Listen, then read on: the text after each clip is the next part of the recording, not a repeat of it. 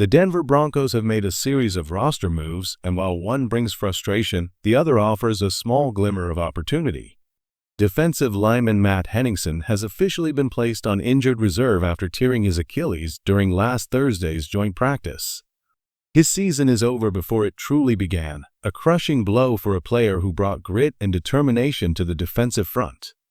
Surgery is on the horizon, and all Broncos country can do is hope for a strong comeback next year.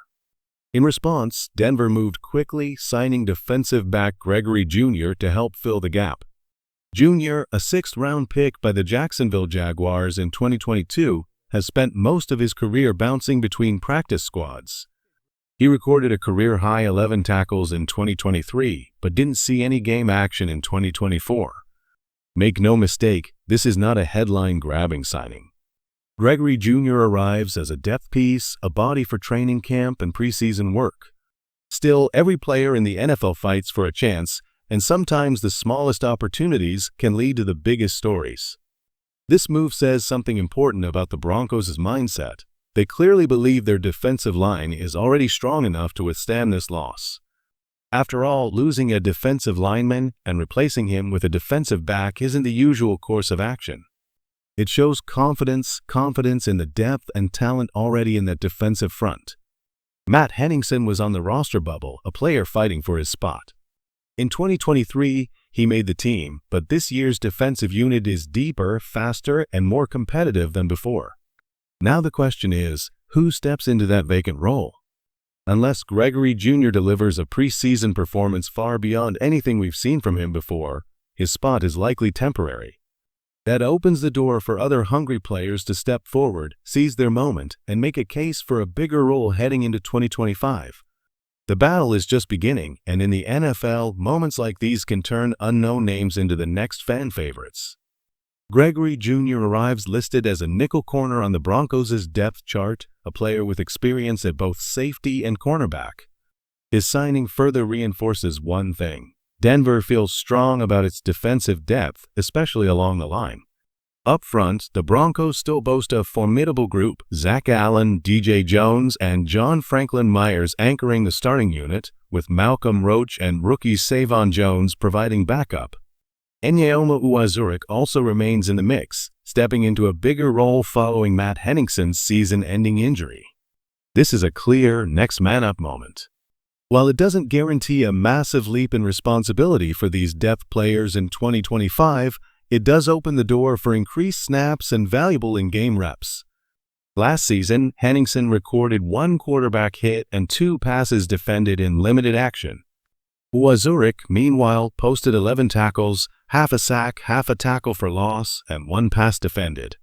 Statistically, they're nearly mirror images, which means Denver isn't losing a unique skill set here, but rather shifting opportunity from one capable player to another. For the Broncos' defensive line, it's all about staying ready, because in the NFL, one injury can be the start of another player's breakout.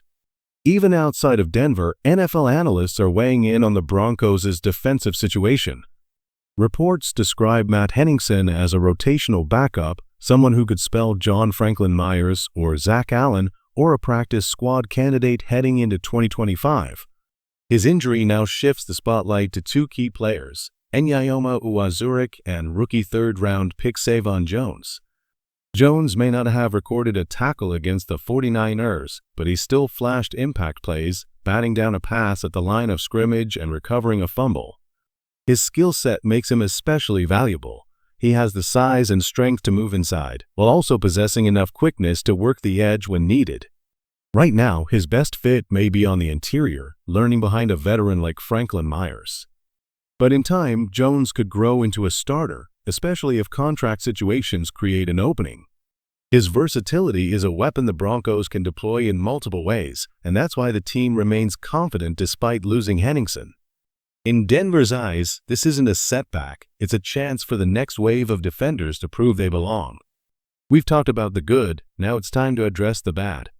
And unfortunately for Broncos fans, it comes in the form of national perception. NFL insider Mike Sando of The Athletic has released his annual quarterback rankings, a list built from conversations with NFL general managers, scouts, and former executives.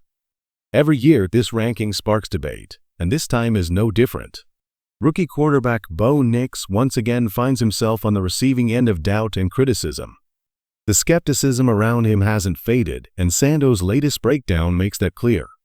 This isn't just a casual opinion, it's a compilation of evaluations from high-ranking decision-makers across the league. The rankings, filled with big names like Patrick Mahomes, Jaden Daniels, and Caleb Williams at the top, set the tone for how the NFL views its quarterbacks heading into the season. And for Bo Nix, the message from the league is simple: he still has a lot to prove. Here's how Sando's quarterback rankings are built and why they carry real weight in NFL circles. The 2025 Quarterback Tiers Survey pulls input from 50 high-ranking NFL decision-makers. The panel includes general managers, assistant GMs, former GMs, executives, head coaches, and coordinators, the very people shaping rosters and making draft day calls. Each participant ranked 34 veteran quarterbacks into 5 tiers, with Tier 1 representing the league's elite and Tier 5 the bottom of the pack. Rookies aren't included, since they haven't played an NFL snap. Why does this matter? Because these aren't just media hot takes, these are opinions from the people who control contracts, depth charts, and careers. The rankings reflect how the league truly values its quarterbacks. And when the votes were tallied, Bo Nix landed in Tier 3. That's not terrible for a rookie projection, but here's the sting: players like Kyler Murray, Aaron Rodgers, Tua Tagovailoa, Trevor Lawrence, and Geno Smith were all ranked ahead of him. For Broncos country, it's another reminder: the national respect still isn't there. And Bo Nix will have to fight to earn it. Bo Nix landed tied for 20th in the rankings, alongside Sam Darnold. Now, Darnold has his critics, but he's also shown flashes when paired with the right coaching. Still, for a first-round rookie quarterback, being grouped here is telling. Above him are unproven rookies like Drake May and Caleb Williams, plus Bryce Young, who has yet to find consistent success in the NFL. And in the tier just ahead, Kyler Murray, Aaron Rodgers, Tua Tagovailoa, and Trevor Lawrence. One former NFL general manager had nothing but praise for Nix, highlighting his processing, vision, accuracy, and potential to elevate a team. Multiple evaluators echoed similar sentiments, calling him a perfect fit for Sean Payton's offense, not just a safe, short-passing quarterback, but a more athletic and dynamic playmaker than expected. And yet, the ranking doesn't reflect that praise. The respect still isn't matching the evaluations. Which leaves one question hanging over this season: what will it take for Bo Nix to silence the doubters once and for all?